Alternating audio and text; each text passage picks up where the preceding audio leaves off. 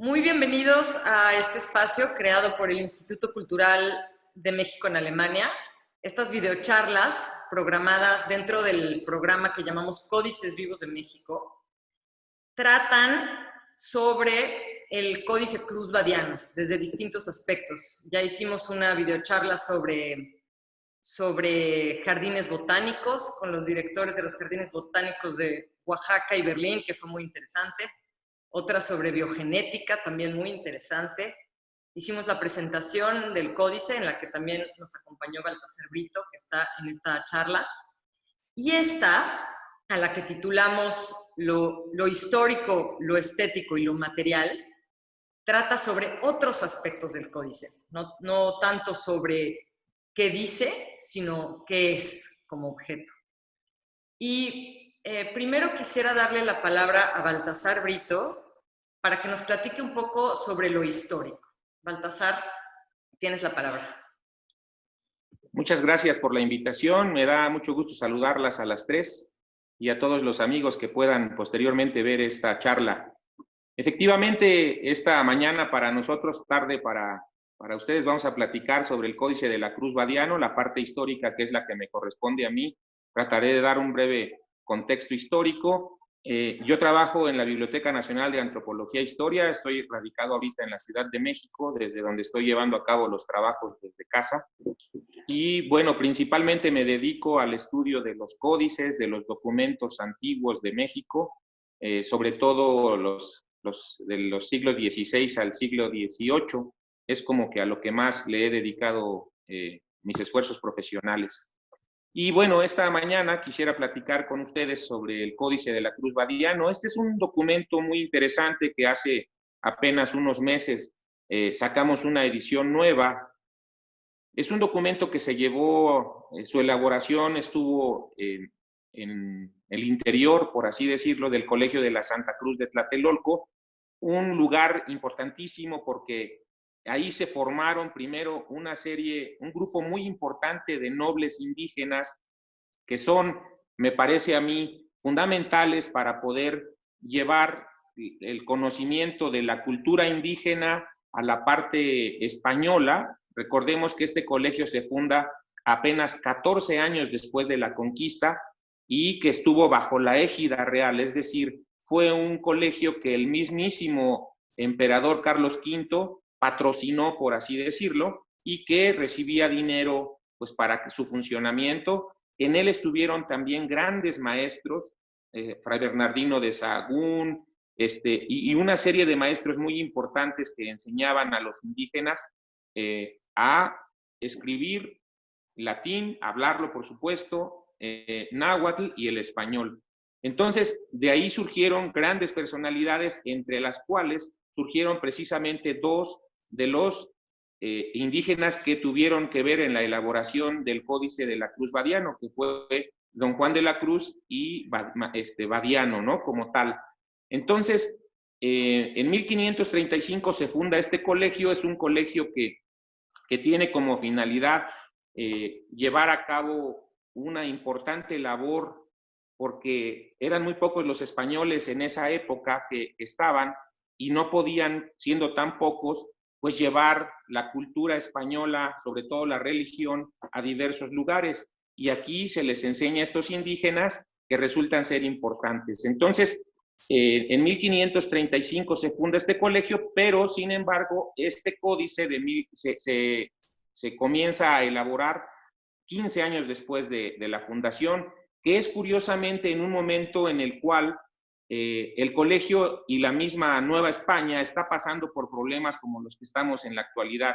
Hay una epidemia muy fuerte desde 1545 que está diezmando a la población de manera muy, muy seria, y entonces se ven precisados tiene problemas económicos el colegio, y se ven precisados ellos a buscar otras opciones. Hay un personaje muy importante que es hijo del virrey Antonio de Mendoza, el primer virrey de Nueva España, que se llama Don Francisco. Este señor lo que hace es asociarse con un médico sevillano, don Nicolás Monardes, y comienzan a ver la posibilidad de obtener para su comercio el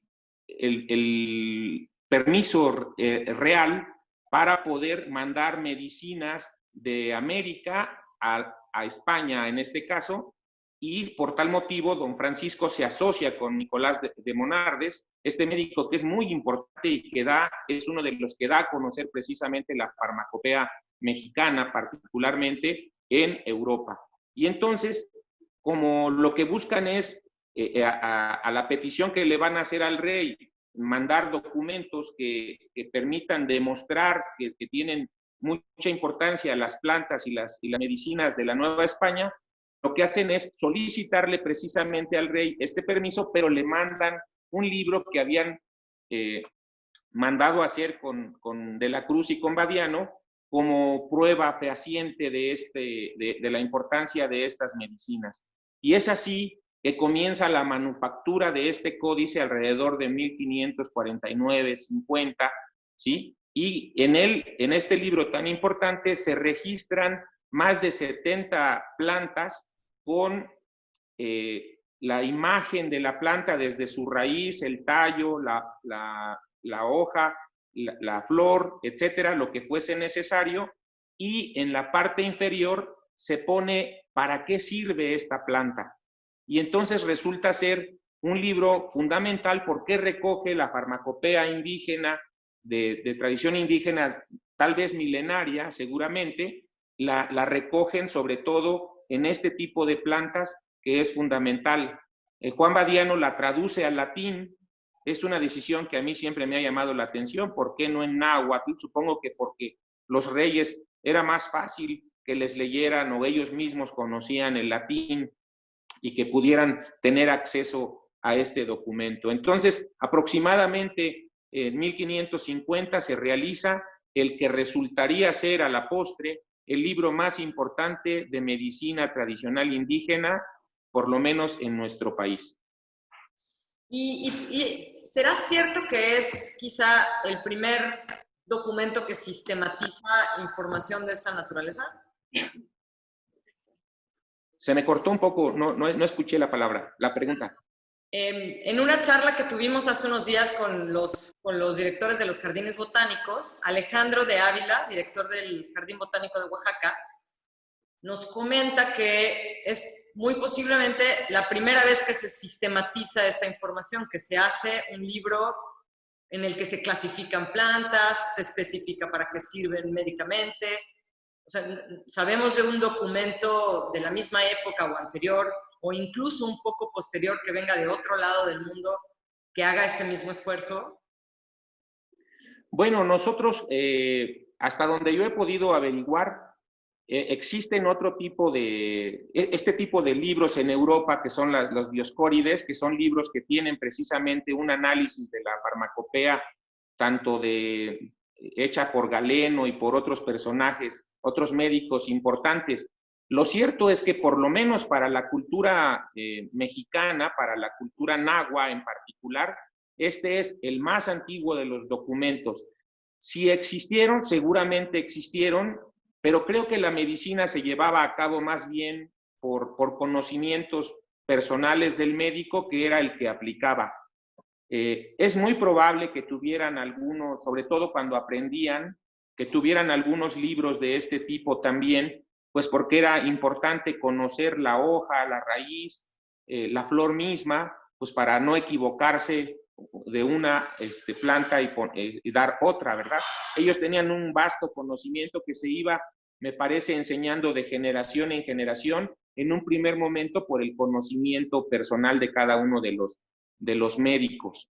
Pero sí, por lo pronto, podríamos decir que este es el libro más antiguo de farmacopea nahua de todos los que conocemos. Ok, pues esto es buen pie para darle la palabra a Tatiana Falcón. Tatiana, ¿cómo estás? Bienvenida. Hola, muchas gracias. Hola a todos, qué gusto estar aquí. Qué bueno, gracias. Queríamos preguntarte un poco sobre el códice mismo, sobre cómo se fabricó, de qué clase de materiales se usaron. También me interesa pensar tecnológicamente qué era un libro en ese momento. En fin, cuéntanos un poco. Claro.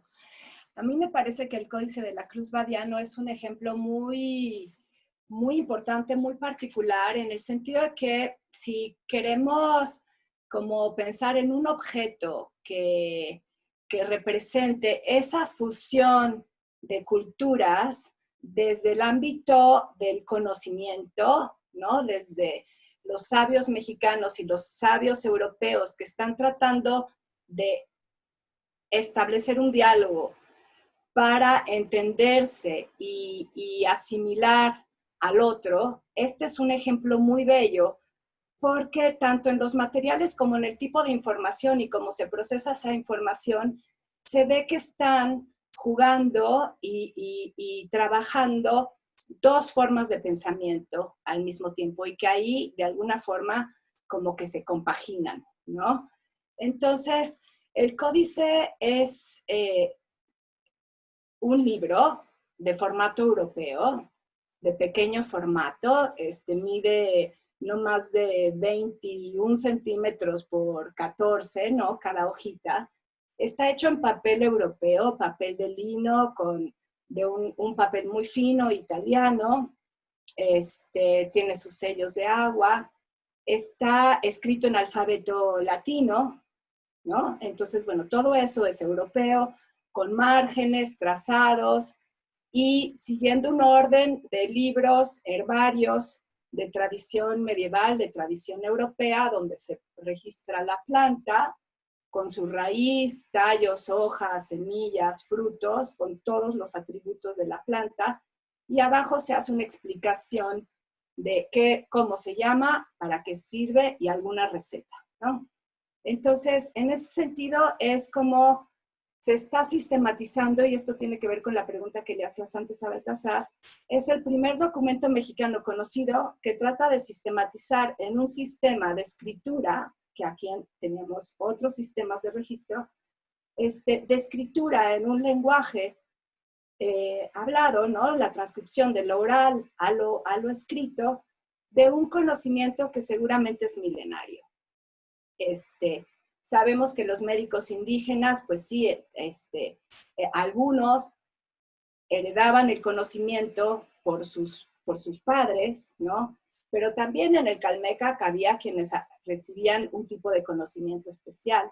No sabemos si había una escuela particular para médicos, si había como distintos niveles de médicos. Eso ha sido como una pregunta que se han hecho historiadores y que no han podido terminar de responder del todo bien, ¿no? Pero bueno, entonces está esta tradición oral que se tiene que transmitir ahora de forma escrita, y entonces se tiene que sintetizar la información y se tienen que obviar una serie de pasos. Entonces, por un lado está cómo se registran las plantas y cuáles son, pues, los atributos que se le van a poner en esa imagen para que uno pueda reconocer la planta. Y en ese sentido, no es que sean los dibujos, no son copias naturalistas de la vegetación americana que se ocupaba como medicina, sino que está juntando y está reuniendo en la imagen maneras de representación indígena con maneras de representación europea. Y entonces en los dibujos a veces puedes encontrar que, por ejemplo, hacen muchísimo énfasis en el tipo de tierra donde crece una planta determinada, y entonces si es tierra, si es arena, si es agua, si es piedra, qué tipo de piedra, incluso el color, ¿no?, de la piedra. Y entonces muchas veces recurren a pintar el glifo de piedra que se ocupaba en los códices indígenas. O a veces, dependiendo del nombre de la planta, ahorita pienso en una que su nombre empieza con coat, que quiere decir serpiente, y entonces a la planta, en el tallo, le pintan dos serpientes para que tú sepas que el sonido, ¿no?, que el prefijo de la palabra es coatl, y después el resto de los atributos, porque acuérdate que el lenguaje, el náhuatl es aglutinante, entonces un poco como en el alemán, ¿no? Entonces se van sumando como conceptos y adjetivos, sustantivos, para que tú tengas, ¿no?, el nombre de la cosa. Entonces, tienen ese tipo de recursos, pero por otro lado, el tipo de dibujos también pues recuerdan a los dibujos que vemos en los libros europeos de medicina. Y entonces ahí hay una primera fusión interesante. Luego, lo otro es que las plantas mantienen sus nombres indígenas, sus nombres en náhuatl, pero las enfermedades están mencionadas y las partes del cuerpo a las que ataca esa enfermedad están nombradas en latín. Y luego toda la explicación de la receta, y porque son como fórmulas, ¿no? Y son fórmulas muy interesantes porque no solo es la infusión de té de manzanilla para el dolor de estómago, sino que es una medicina que conjuga vegetales con minerales, con animales, ¿no? O sea, que recurre a distintas sustancias para hacer la fórmula. Entonces son recetas bien complejas que si uno las lee, pues son muy sorprendentes porque ocupan agua de rocío, ocupan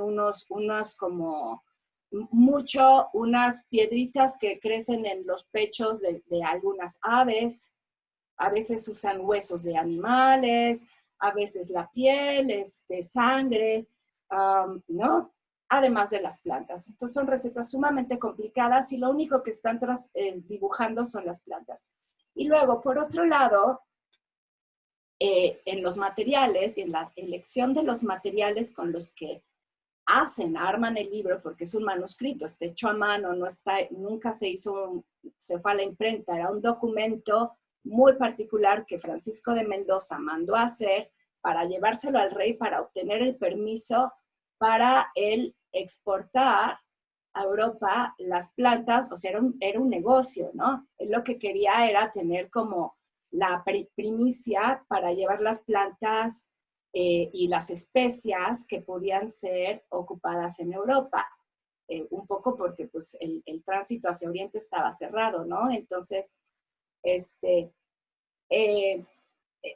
todas las recetas están escritas en latín con los nombres náhuatl. Cuando se conoce el nombre latín o árabe de alguna planta o alguna sustancia, también se ocupan esos nombres, pero después, la manera en la que está construido el objeto como tal, los materiales son muy particulares, porque bueno, con los estudios que se ha hecho este códice, que han sido estudios parciales porque se analizó hace muchos años, donde todavía no había una tecnología tan desarrollada como la que tenemos ahora para hacer estudios no invasivos en objetos culturales que no requieran de toma de muestra. Lo que sí podemos decir es que el uso de los materiales para la construcción, para la escritura y el dibujo de las plantas es selectivo. ¿Cómo es selectivo? ¿No? Entonces, bueno, lo que encontramos es que en los márgenes de la hoja, que son unos márgenes trazados con una tinta naranja, ¿no? Color anaranjado, esos son de un pigmento de plomo que conocemos como minio, que es un pigmento europeo que en México no se ocupaba, ¿no? Después, todas las recetas están escritas con tinta ferrogálica, que también es una tinta de origen europeo, que en México había una fórmula similar para hacer una especie de tinta que menciona Sahagún en su capítulo del color, pero que en este caso es tinta ferrogálica que está hecha con las agallas del encino y hierro, y con eso hacías un líquido de tonalidad sepia y con la que se escribía, ¿no? Y entonces hay dos tipos de tinta ferrogálica, pero bueno, que son de origen europeo, digamos, la formulación. Y después, los nombres de las plantas son una combinación muy extraña porque entonces tienes un poco de tinta ferrogálica, pero además hay una laca de origen orgánico, están escritas en rojo, que sospechamos, son de grana cochinilla por el tono, ¿no? del rojo, que es un rojo pues muy guindáceo, muy tirando a un rojo vino, ¿no? Y todas las plantas, lo muy interesante de este códice es que las plantas y el colorido del códice está hecho básicamente con pigmentos fabricados de vegetales. de flores, frutos, cortezas, ¿no?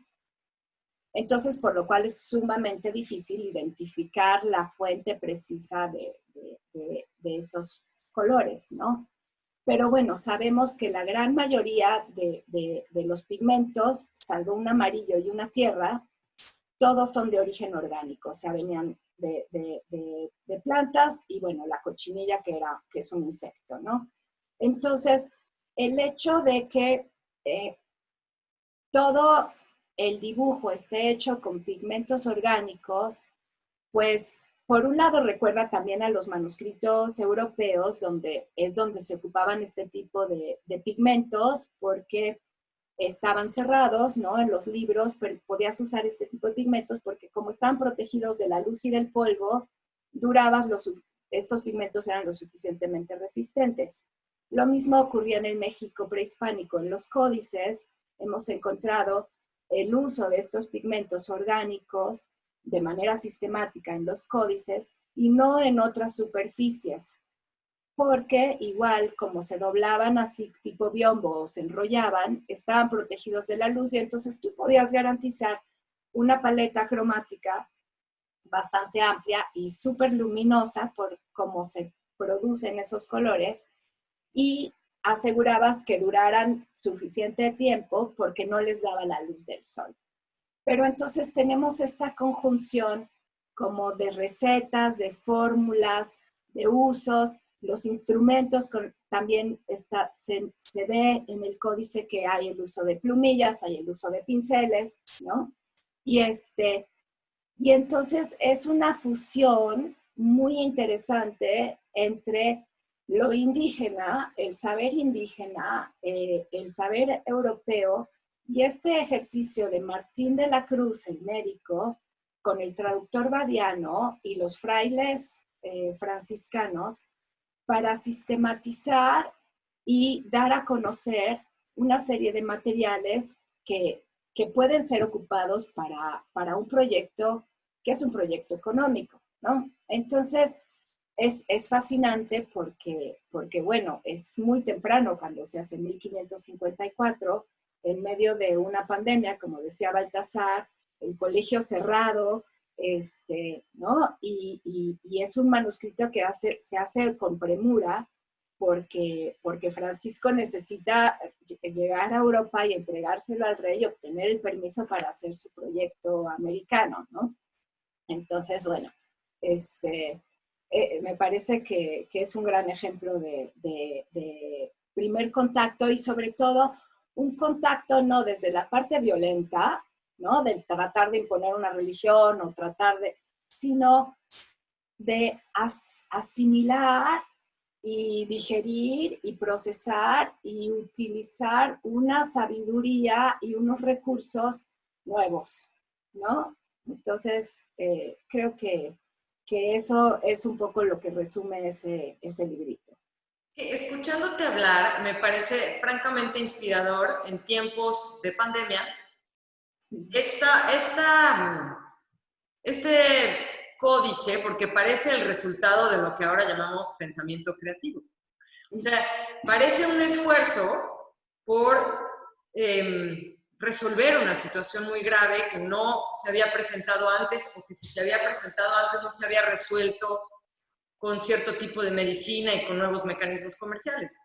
Entonces es el surgimiento de un sincretismo cultural en los materiales, un sincretismo cultural en el lenguaje y en la información. Es como un esfuerzo sumado.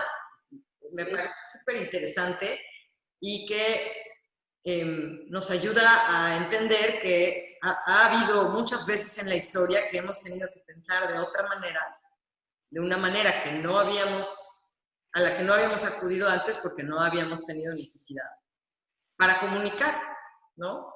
Totalmente de acuerdo, totalmente de acuerdo. Y creo que bueno, que el Colegio de la Santa Cruz de Tlatelolco, los franciscanos en particular, ¿no? Los frailes que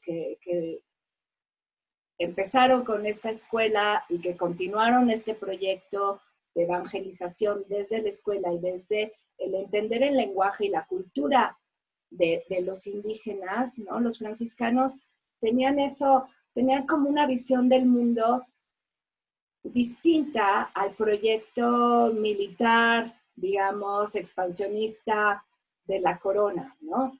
Y que sí, en efecto, el día de hoy es algo a lo que tendríamos que regresar y reflexionar de cómo sumar las buenas voluntades para estar en un mundo mejor, ¿no? Ahorita que tenemos el tema del cambio climático, digo, ahorita la pandemia, pero el cambio climático, que era un tema que estaba como, ¿no? Era el tema antes de que estuviéramos todos encerrados en nuestras casas. Tenemos que ver con qué recursos y con qué, cómo vamos a salir de esto. Y creo que nuevamente regresar a la visión de los grupos indígenas, de las culturas tradicionales no occidentales que han sabido relacionarse con su entorno de una manera distinta, son ejemplares en muchos sentidos. No es que sean perfectos y no es que no hay que hacer tampoco una utopía de ello, pero que sí tenemos que nuevamente voltear a ver a nuestro alrededor a otros tipos de fórmulas y de formas de relacionarnos con el entorno y con los otros seres para estar mejor. Entonces sí es. Sí, y me parece que esta parte de la conversación es muy buen pie para darle la palabra a Mariana. Mariana y yo habíamos platicado sobre cómo planteas la producción de este documento en tiempos muy violentos. Y queremos preguntarte un poco sobre cómo hacemos una distinción sana, una distinción, ¿cómo puede decirse? Realista sobre la conquista y lo que pasó después y la situación en la que se vivieron los siguientes varios siglos. Ay, gracias. Sí, yo creo que el Badiano y bueno, los otros documentos que se hicieron en Tlatelolco son un buen momento para pensar qué es la conquista, cuándo empezó, cuándo terminó y si siquiera terminó, tal vez ni siquiera ha terminado.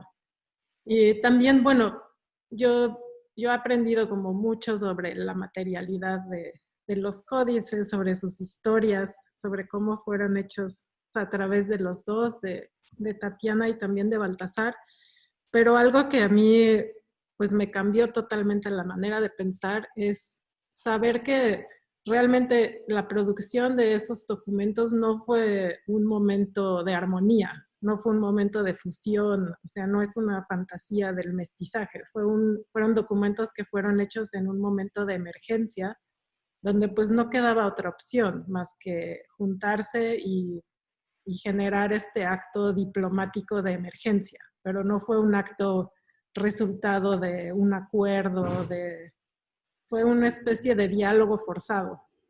Y es por eso que lo que dice Tatiana es importante, que hay, por ejemplo, hay tintes europeos que se usan para cosas muy específicas como los márgenes. Entonces, el papel también es europeo. Entonces, decir que el formato, el marco donde se dibujan las plantas son europeos. Entonces, eso ya, el indígena que decidió pintar esas líneas con ese color europeo ya nos está diciendo algo que tal vez no lo podemos traducir hasta ahora. O el hecho que los colores de las plantas pues sí son colores orgánicos, también nos habla de que tal vez él pensó o ella pensó, pues estos colores sí son nuestros porque estas plantas son nuestras. Entonces yo creo que ahí había como muchos mensajes que poco a poco hemos aprendido a descifrar a través de la iconografía, pero también a través de algo tan sutil como el estudio de la manufactura y también de los materiales que se utilizaron para hacer los códices, ¿no? Yo también pienso, bueno, en todos los mexicanos, muchos de estos códices pues no están en México porque se los llevaron, porque se los robaron, porque los vendieron. Incluso este documento pues fue comisionado para ser exportado, para ser vendido y para que eso generara otro tipo de economía. Entonces nosotros no conocemos esos documentos, son nuestros documentos, pero no los conocemos de primera mano, los conocemos a través de facsímiles, a través de copias, a través de revistas, a través de periódicos. Y yo creo que eso también nos muestra que pues, la colonización no ha terminado, porque cuántos de estos documentos todavía están en los archivos de los museos en Europa, están como en muchos otros lugares. Y bueno, el doctor Brito pues ha realizado facsímiles impresionantes, ha hecho un esfuerzo titánico por convertir esos documentos de una manera más accesible al público local, pero pues ha sido una cosa muy, muy complicada, ¿no? Pero no sé, yo creo que eso es algo como interesante de pensar, como no solamente pensarlo como un gesto armónico, como un diálogo armónico, sino también como un momento pues, que todavía era un momento de conflicto. Y pues este conflicto en muchos sentidos no ha terminado. Seguimos teniendo problemas de racismo o de discriminación en contra de los pueblos indígenas, que pues tal vez no hemos logrado aprender de ellos, como dice Tatiana. Sí. Oye, ¿y tú por qué? ¿Cómo podrías describir la importancia que tiene hoy estudiar esto? Sobre todo desde el punto de vista de un artista plástico, desde una artista plástica. Bueno, pues yo creo que en mi trabajo estoy como muy obsesionada en seguir la historia de ciertos objetos históricos, porque bueno, por ejemplo, cuando vamos al Museo de Antropología, pues vemos el objeto ahí, nos cuentan la historia del objeto, pero nunca nos dicen, o muy pocas veces nos dicen dónde se excavó, quién lo encontró, en qué otros museos ha estado, cuántos malentendidos hubieron acerca de ese objeto. Por ejemplo, si empiezas a leer sobre la historia de la Coatlicue, ¿no? Que estuvo primero en el Museo Nacional y luego la volvieron a enterrar y luego nada más se la enseñaban a los extranjeros y luego la volvieron a desenterrar. Entonces, ese tipo de historias escondidas de los objetos es algo que siempre me ha interesado. Y bueno, hace 2 años, junto con Tatiana, empezamos a trabajar en una exposición que se hizo en el Museo Amparo, que se llamó Intlili Intlapali. Y entonces se nos ocurrió la idea de hacer un jardín de plantas tintorias y también de minerales, un poco con la idea de reconstruir. Es un jardín utópico, digamos que ese jardín nunca existió, porque había plantas de la sierra, plantas del desierto, había cochinilla, había todo tipo de cosas y estaba organizado en una especie de calendario que estaba basado en el Tonalpohualli. Pero digamos que eso ya tiene como muchos elementos de agencia artística, ya no es nada más una investigación donde yo voy a escribir un texto y lo voy a publicar en una revista, sino que es un momento en el que todas estas teorías y descubrimientos e historias de pronto se encuentran en el espacio expositivo o aterrizan en un jardín o se convierten en un libro o en una plática como la que estamos teniendo ahorita. Entonces yo creo que también tiene un poco la intención de volver todo este conocimiento o no sé, todos estos saberes más lúdicos, que la gente no se sienta intimidada, como decir, ay no, es que esto es muy difícil de entender, yo no voy a poder acceder. Entonces, también yo creo que yo soy totalmente neófita en el asunto y poco a poco he ido aprendiendo y a través de ese aprendizaje pues he ido compartiendo a través de estas exposiciones o proyectos. Entonces, más o menos así puedo explicar el proceso de... Sí, y ahora que te oigo hablar, no tenemos por qué decir artista plástico, más bien es transdisciplinario, es el estudio de muchas cosas a través del arte. Sí, pero yo creo que algo muy importante para mí es la colaboración. Por ejemplo, el jardín que hicimos con Tatiana, pues fue una experiencia increíble. Y después con eso ella me enseñó a hacer como algunos de los tintes y con eso pinté unos murales y hicimos también unos murales a partir del libro de los colores del Códice Florentino, que además es un libro sobre los colores que está pintado en blanco y negro porque ya se les habían acabado los colores. Entonces, también esto era un mural totalmente fantástico porque pues, son viñetas. Digamos que sacamos todas las viñetas y las juntamos como en una especie de paisaje ficticio. Entonces sí hay mucha agencia que no tiene nada que ver con el mundo académico porque, pues sí, porque está tomando fuentes originales y transformándolas en otra cosa que no tiene nada que ver con el original. Pero a través de eso, pues también, no sé, yo me imagino que podemos pensar que el pasado no está escrito, que cada vez que lo leemos, lo actualizamos. Entonces, el pasado es nuestro, nos lo tenemos que apropiar y tenemos que tomarlo en nuestras manos para poder seguir. Y hablando de la historia de los objetos, hay que darle la palabra a Baltasar para que nos platique cuál es la vida de este códice, el viaje de 500 años posterior a su arribo a España. Cuéntanos. Muchas gracias. Sí, pues es una historia muy interesante que nos remite principalmente a 3 poseedores. Por supuesto que se manda al rey, pero no tenemos ningún documento que acredite que el rey lo recibe. Suponemos que sí, aunque creemos que más bien es su hijo Felipe, el que ya estaba más metido en la corte para esa época, el que lo ve y lo mantiene en la biblioteca de Palacio. Posteriormente, por alguna circunstancia, pasa a posesión, de un personaje que se llamaba Diego Cortavila, que era un funcionario de la corte, también relacionado con aspectos era como boticario del rey, tenía relación con ello, y pues por el mismo interés, supongo que para él ha de haber sido muy interesante examinar este documento. Años más tarde, desconocemos cómo se van haciendo estos obsequios, pero está en posesión de un cardenal que se llama el cardenal Barberini, y por eso en el primer estudio que se lleva a cabo recibe el nombre de Códice Barberini en honor a este cardenal. Y finalmente, cuando muere este cardenal Barberini, pues pasa a la Biblioteca Apostólica del Vaticano, lugar hasta donde se mantuvo, hasta 1990, en que el Papa Juan Pablo decide, cuando se restablecen las relaciones diplomáticas con México y el Vaticano, decide regresarlo a México. El otro día teníamos una charla sobre precisamente de si lo donó. Pues sí, yo creo que lo regresa a México porque decíamos que no nos pueden regresar lo que es nuestro, ¿no? Lo de México siempre será de México y no nos pueden donar lo que es de México.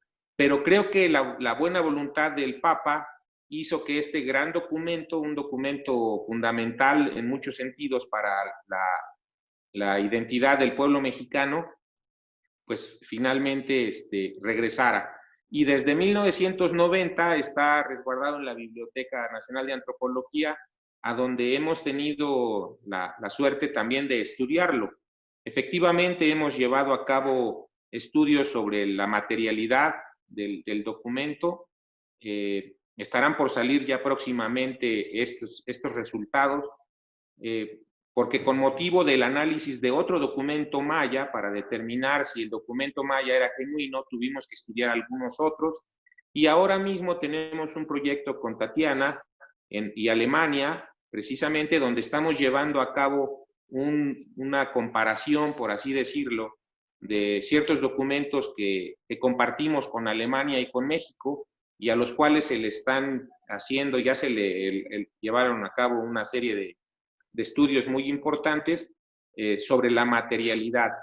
El códice, por supuesto que ha sido fundamental, pero curiosamente es como por 1930 y tantos cuando se redescubre el documento. Y entonces Emily Walcott, una investigadora norteamericana, es la que lleva a cabo la primera edición.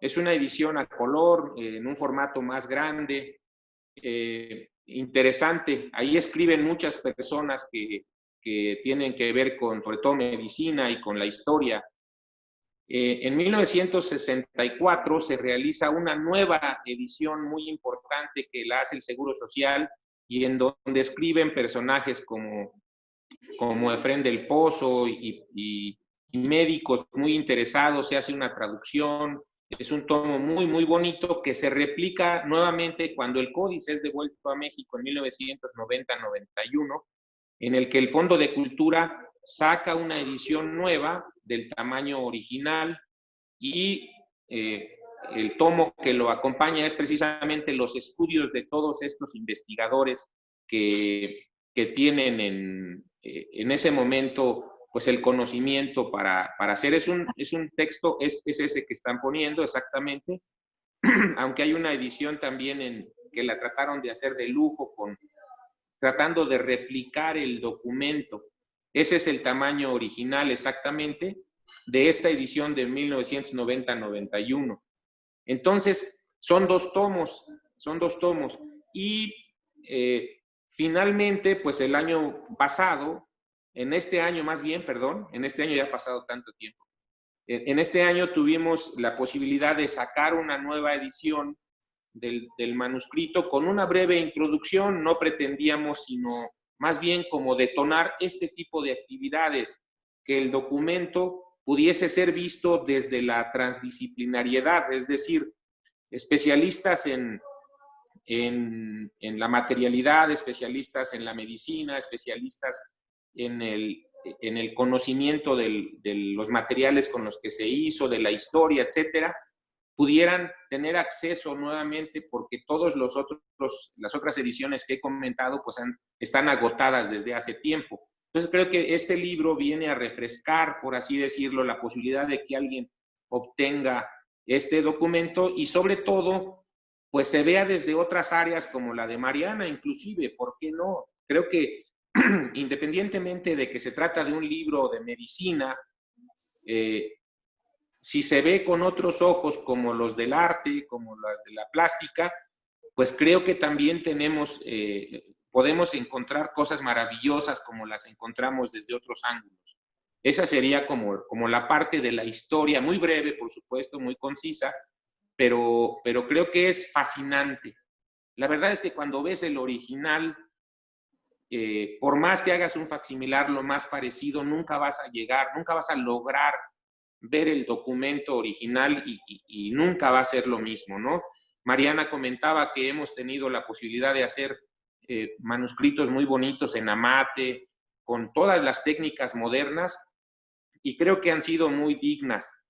Pero cuando nos ponemos a ver el original y ponemos el facsimilar, pues no hay palabras para poderlo decir. Sí hemos hecho algo muy parecido, pero no le hemos dado al 100%. Claro, es el documento original y su tiempo que está reflejado en sus páginas, ¿no? Me gusta esta idea de que la publicación de este nuevo facsímil sea un gatillo de distintas conversaciones que aborden la botánica, la materialidad, la nueva lectura del códice, una interpretación también sobre qué estaba pasando en Mesoamérica en ese momento. O sea, es un verdadero disparador de conversaciones y un buen mecanismo para imaginar tanto las condiciones en las que se hizo como el futuro, porque al volverlo a estudiar aparecen nuevas posibilidades, nuevas lecturas.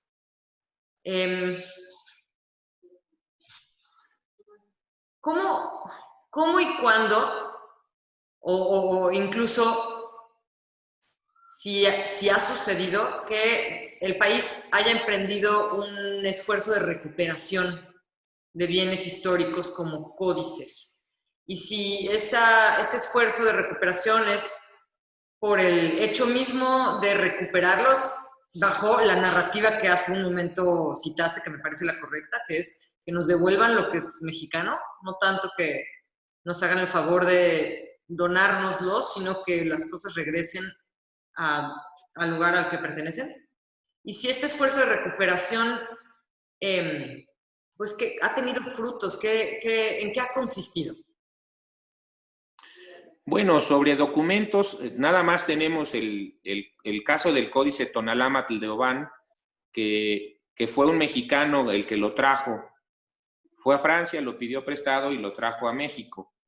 Creo que en caso de documentos, códices, es el único caso que hemos tenido que por supuesto despertó mucha rispidez entre las relaciones entre ambos países, México y Francia, y que bueno, afortunadamente hemos tratado de llegar a acuerdos con Francia, con la Biblioteca Nacional, en donde se resguardaba este documento.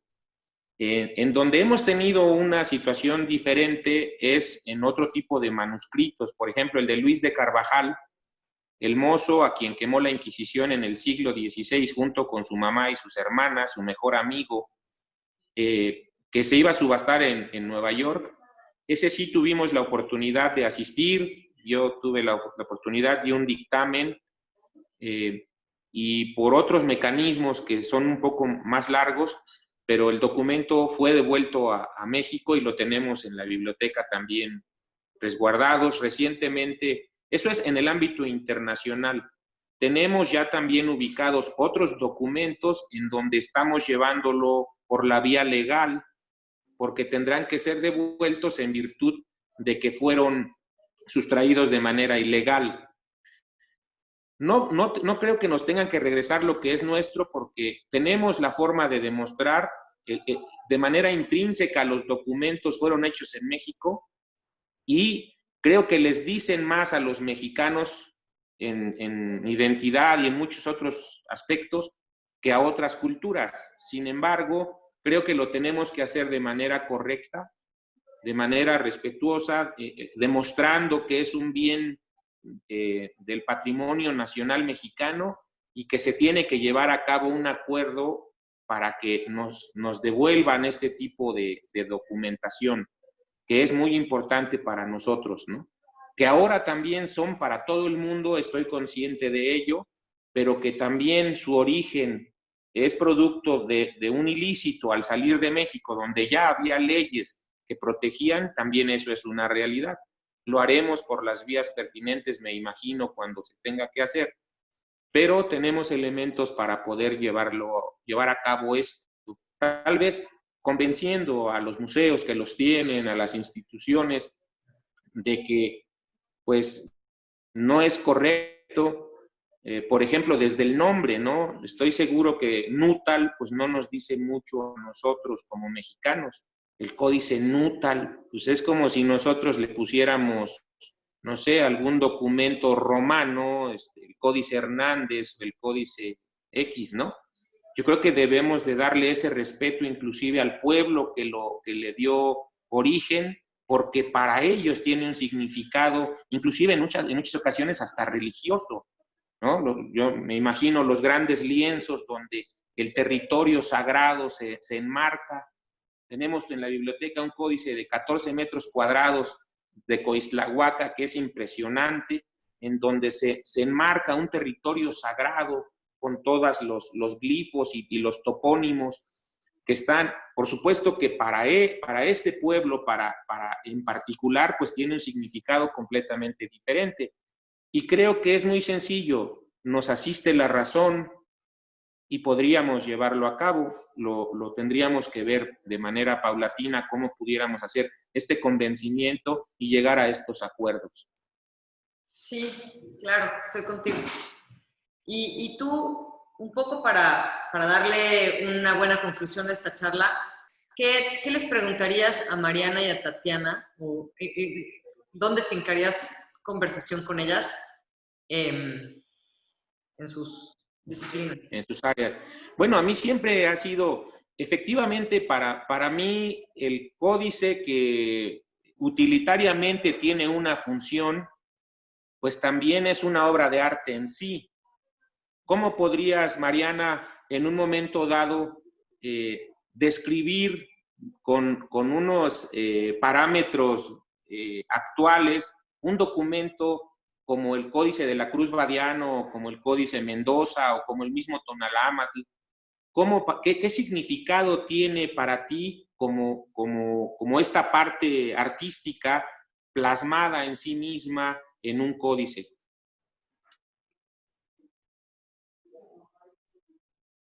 Pues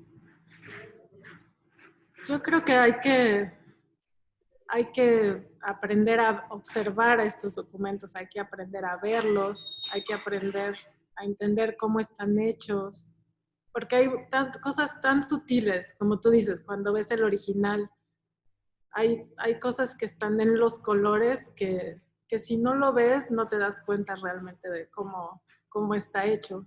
No sé, yo me acuerdo un día cuando estábamos con Tatiana, hicimos uno de los amarillos que están hechos, creo que con cempasúchil, o era el que estaba hecho con zacatlascali, y entonces cuando tomas el pincel y lo empiezas a pintar en el muro, es como magia, o sea, es una cosa que no se puede comparar.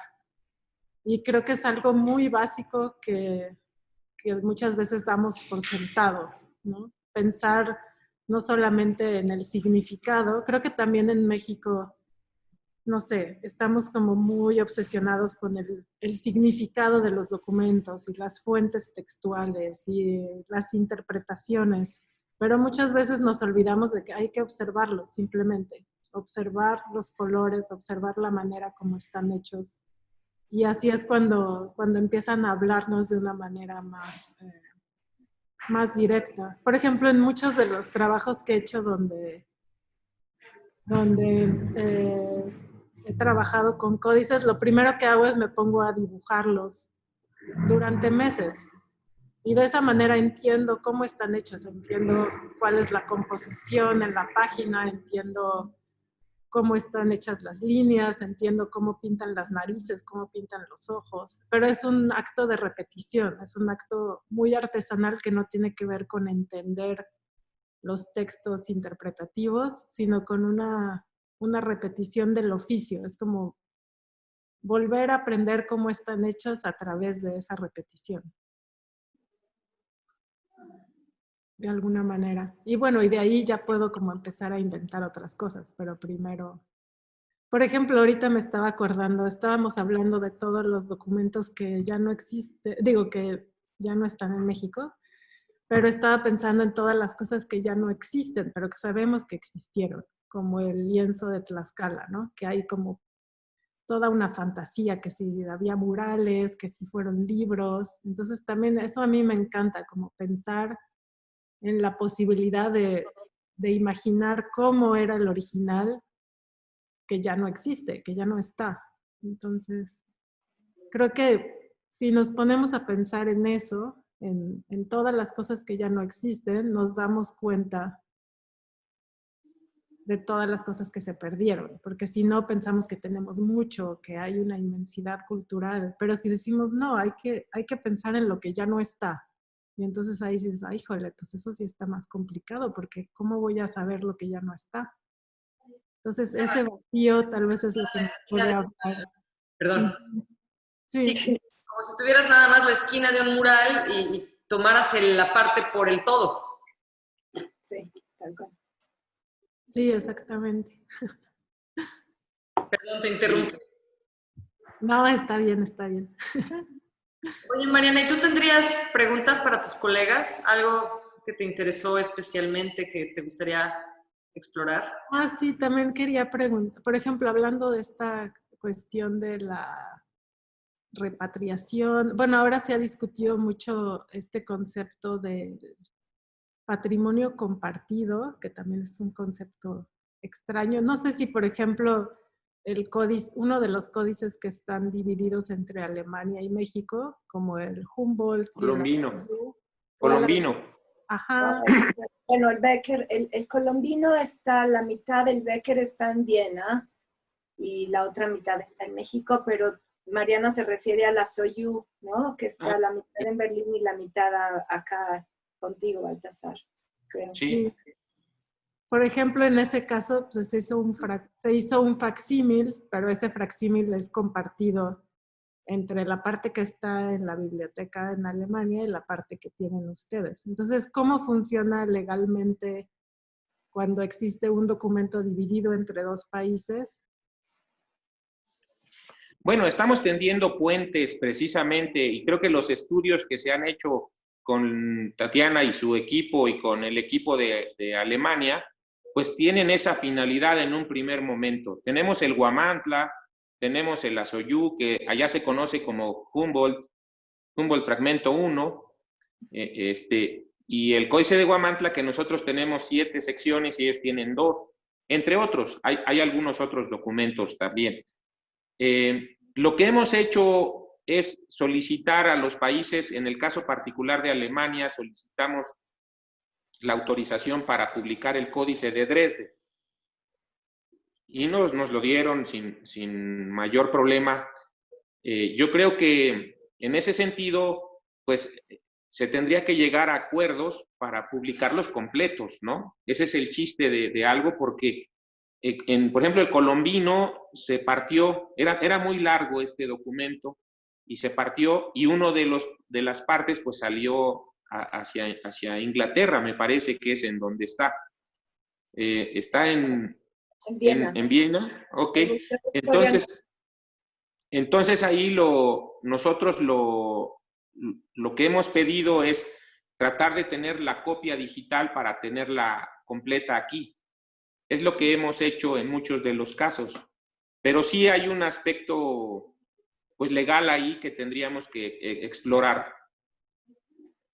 No es casualidad que esto se hace en el Instituto Cultural de México en Alemania y que la mitad de los que estamos ahorita en esta charla, es decir, Mariana y yo, estamos en Alemania, mientras los otros dos están en...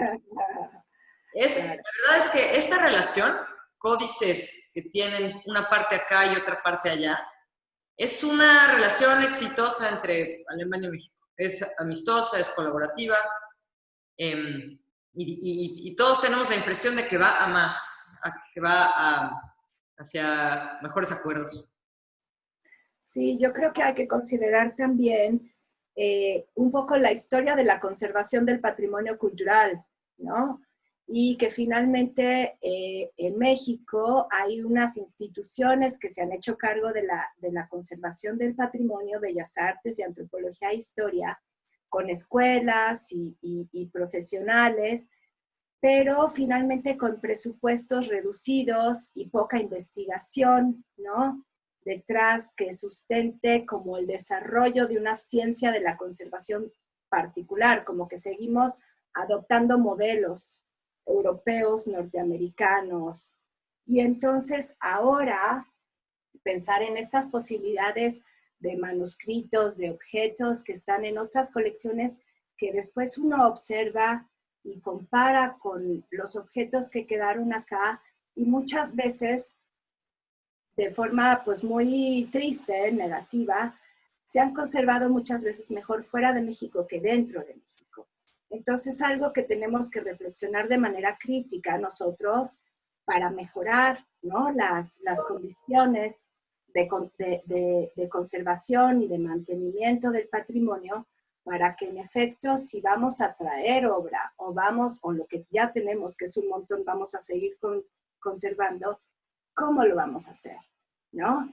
Y creo que digo, ese es un tema que viene ahorita importante, porque pues el Instituto de Antropología e Historia y el de Bellas Artes ahorita están en números rojos y no sabemos muy bien cuál va a ser su futuro. Y entonces los restauradores, los arqueólogos, los historiadores, toda la gente que trabaja, los artistas actuales, están pendiendo de un hilo porque no hay una política cultural clara de parte del Estado mexicano. Entonces ahorita pues es un tema bien difícil de siquiera imaginar cómo podría ser volver a traer piezas, ¿no? Si no hay dinero para impermeabilizar el Museo de Antropología, y no, o sea, entonces, sí hay como muchos temas que van más allá de la cultura y más allá de los promotores y los profesionistas que trabajamos en la cultura, que están afectando al patrimonio. Claro, es cierto. Hay que tomar en cuenta el espectro completo cuando hablemos de conservación. Yo quería hacer una última pregunta a Tatiana. Claro. Es que estaba pensando también, es algo que yo también aprendí trabajando con ella, y fue como, pues, es muy difícil identificar una tintura que viene como de una tintura vegetal a través de estos estudios microscópicos y etcétera. Entonces, digamos que la única manera fue reconstruir las recetas a través, no sé, de lo que sale en el Códice Florentino o de otras fuentes.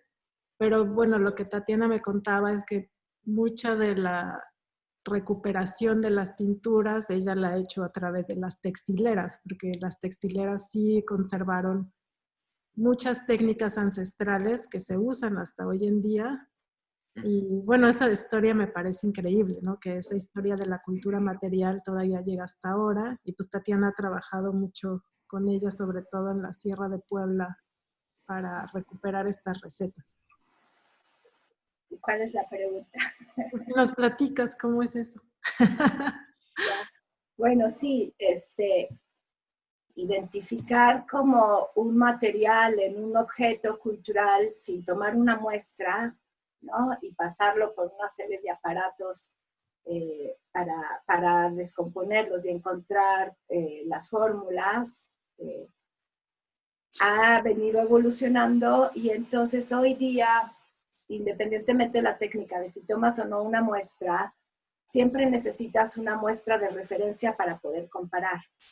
Entonces, mucho de la historia, del tipo de historia que yo hago, que es como historia de la tecnología, se dedica a reconstruir viejas recetas de materiales para tener como referencia para que los científicos puedan analizarlas y a partir de esa referencia ir con el original y ver si macha, ¿no? Como la huella digital.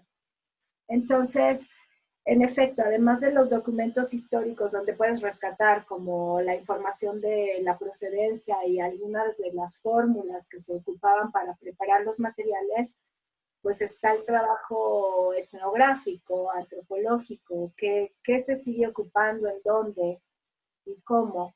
Y eso me ha interesado a mí particularmente como tratar de trazar esas líneas de lógicas de procesamiento de los materiales, de cómo se ocupan, en dónde, en qué tipo de objetos, para qué, y compararlos con los documentos escritos para ver la evolución de las recetas, ¿no? O sea, es como la receta del pastel de chocolate, todas las distintas variables que puede tener hasta el día de hoy con el Royal y el que se ¿no?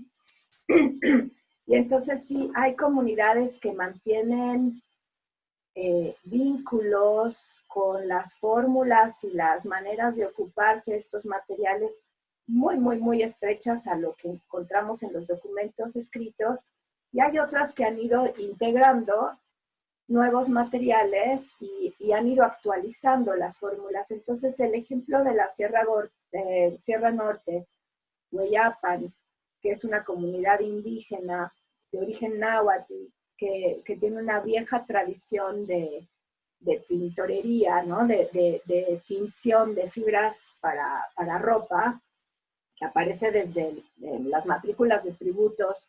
Está la región y la provincia con ¿no? telas que entregaban a Tenochtitlán, telas teñidas y tal.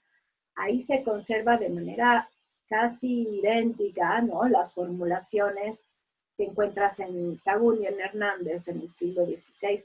Entonces, para mí fue muy importante porque servían como para confirmar que al menos la forma en la que yo estaba interpretando esos textos era más o menos correcta, ¿no? Yo tuve que recurrir a textos europeos para entender la lógica de uso de esos materiales en Europa en los siglos XV, XVI, para entender qué es lo que se estaba haciendo en América, porque finalmente lo que es muy interesante, creo yo, de la historia material, bueno, una de las cosas que a mí me apasionan es que finalmente todos somos seres humanos, ¿no? Y tenemos como esta curiosidad intrínseca de trabajar y entender los materiales, y entonces cómo hay cosas que finalmente son como de orden universal, ¿no? Todos los 5 continentes tenían alguna planta que dentro de su savia tenía una cosa que es el índigo, ¿no? Para hacer azul. Y todos encontraron una forma de extraer ese azul y procesarlo para migrarlo de la planta a la fibra o usarlo como pigmento.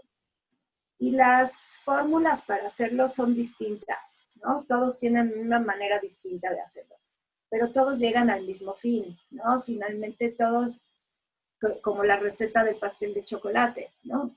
Tú, ¿no? Pones primero el huevo y yo después, pero... Y entonces, lo que te está dando un poco como lo que tú decías, bueno, más allá de lo que significa la Virgen María, ¿no?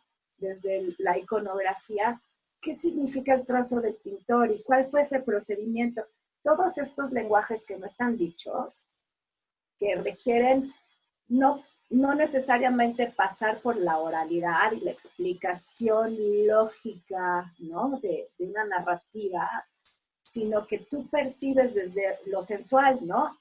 El tacto, la vista, el oído, ¿no? Eso, ¿cómo lo aprendes? ¿Y cómo lo recibes? Y eso hay una serie, ¿no? El conocimiento que está detrás de todos esos procesos de comer, cocinar, pintar, trazar, no son explicables. O son explicables, pero no tienen sentido si los lees. Los tienes que actuar y hacer, ¿no? Entonces, un poco, creo que tiene que ver con eso, necesitamos ampliar nuestro marco de conocimiento e integrar otras herramientas para aprender nuestra realidad. Y que entonces sirve la ciencia, pero sirve también la exploración que haces tú, ¿no? De copiar y copiar y copiar. Y eso nos va dando otros sentidos desde otros niveles que nos permiten como ir más allá de lo que es como bidimensional, digamos, por ponerlo de alguna forma, ¿no? Así como, ay, es esto, ¿no? La Virgen María es esto, bueno, es esto y mucho más, ¿no? Entonces, bueno, creo que me desvié un poco de tu pregunta, pero creo que tiene que ver con eso, ¿no? El como, ¿por qué hacemos esto que hacemos como lo hacemos? Pues por eso, porque no todo está dicho, no todo está escrito, y a través de lo que yo observo en la señora Manuela en su taller, y lo puedo llevar y con esos ojos y esa experiencia regresar a un texto, el texto se transforma y adquiere un significado que hasta que yo no vi a Manuela no entendí lo que quería decir ese texto, ¿no? Entonces, todo se retroalimenta. Y no, como que no es lineal el conocimiento, tenemos que ir como en espiral y regresar tantas veces como sea necesario. O sea, yo cada que leo el capítulo del color de Sagún, encuentro algo nuevo. Y lo he leído cientos de veces, ¿no? Y entonces, es eso, cómo vas creando experiencia y cómo vas integrando dentro de tu propio proceso de explicación y de entendimiento todo eso que vas absorbiendo en tu experiencia diaria. Pero creo que sí tenemos que, pues, que los artistas tienen esa ventaja, que nunca dejaron de usar como otro tipo de herramientas para el entendimiento, ¿no? Y cuando estamos solo en el cubículo con nuestras lupas leyendo, a veces nos quedamos como muy en un nivel de conocimiento que no necesariamente termina de explicar. Sí, me parece que este es un reto en muchísimas áreas del conocimiento al que nos empezamos a enfrentar de nuevo, ¿no? Es como quitar capas y entrarle a varias capas, aunque no necesariamente seas experto en todos los lenguajes, ¿no? Muy bien, oigan, qué placer, de verdad. Mientras los escuchaba hablar, pensaba en que deberíamos tener un podcast. Sí, estaría divertido. Interesante. Pues ármalo y ahí nos vamos sumando. Yo lo armo y les echo un telefonazo para invitarlos, porque hay muchos temas que a veces solo se exploran con las conversaciones. O sea, una vez que hablamos, se nos ocurre hablar de ciertas cosas y esas ciertas cosas tienen que encontrar sus salidas, ¿no? Hay que comunicar un chorro de cosas que se arman en conversación. En fin, me ha parecido muy interesante. Yo estoy segura que nuestra audiencia va a estar encantada con esta charla. Es muy probable que les pida la fase 2. Muy bien. Con todo gusto. Mil gracias, Baltasar. Mil gracias, Tatiana. Mil gracias, María. A ustedes. Un gran abrazo. Sí. Gobierno de México.